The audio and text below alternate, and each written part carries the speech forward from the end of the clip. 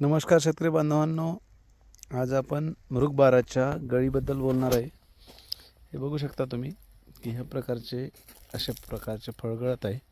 काही छोटी साईज आहे, काही मोठी साईज आहे। तर आता हे जे गळ आहे, तर ही गळ हे जे टेम्परेचर वाढलेलं आहे, आता याच्यामधून आपण बघूया। हे फळ नाही गळत, हे फळ नाही गळत, हे फळ नाही गळत।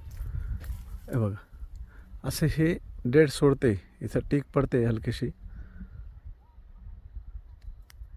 आणि त्याच्यानंतर ते झाड सोडून देते अशा प्रकारे।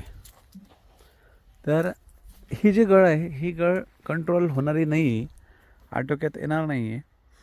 याच्यावर एकच पर्याय आहे की थोडासा माल लवकर काढणे आणि लवकर काढून मार्केटमध्ये कमी जास्त जो काय बाजारभाव आहे त्याच्यामध्ये विकणे।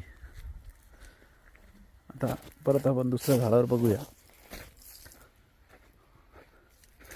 बघा, ह्या झाड आता हे बरेच दिवसाची गळ आहे, काही एका दिवसाची दोन दिवसाची गळ नाही, हे चांगले 15-20 दिवसात झालेली गळ आहे। ते बघा,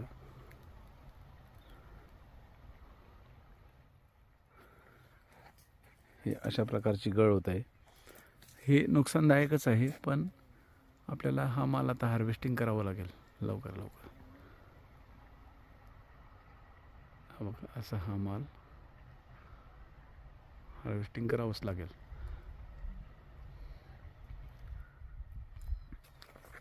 ह्याच्यामध्ये आता बराचसा माल निघून गेलेला आहे, आता शेवटच्याच टप्प्यातला माल राहिलेला आहे। तो पण एक 8-10 दिवसामध्ये निघून जाईल। काही झाडात कमी गळ आहे, काही झाडात जास्त आहे। तर अशा प्रकारे ज्यांनाही गळ सुरू असेल मृगबाराच्या शेतकऱ्यांना, त्यांनी खूप जास्त त्याची काळजी करण्याचे कारण नाही। माल थोडा लवकर विकणे हा एक पर्याय आहे। आणि जरी गळ झाली तरी पण ती काय 100% होत नाही, म्हणजे पूर्णच्या पूर्ण माल खाली येत नाही।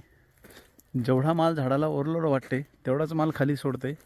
आणि हे जे गारगरम वातावरण आहे, रात्रीची थंडी, पूर्ण थंडी आहे, दुपारचं कडक ऊन आहे उन्हाळ्यासारखं, तर ह्या दिवसामध्ये झाडाला ते त्रास होतोच तसा। आणि ह्या अशा कलरमध्ये आल्यावर माल तुटणं गरजेचं आहे। इकडे नगर भागामध्ये काय होते की टप्प्याटप्प्यात हार्वेस्टिंग केलं जाते, म्हणून ह्या प्रॉब्लेम येतोच।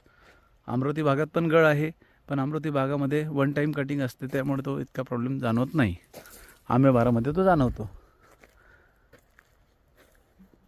नमस्कार।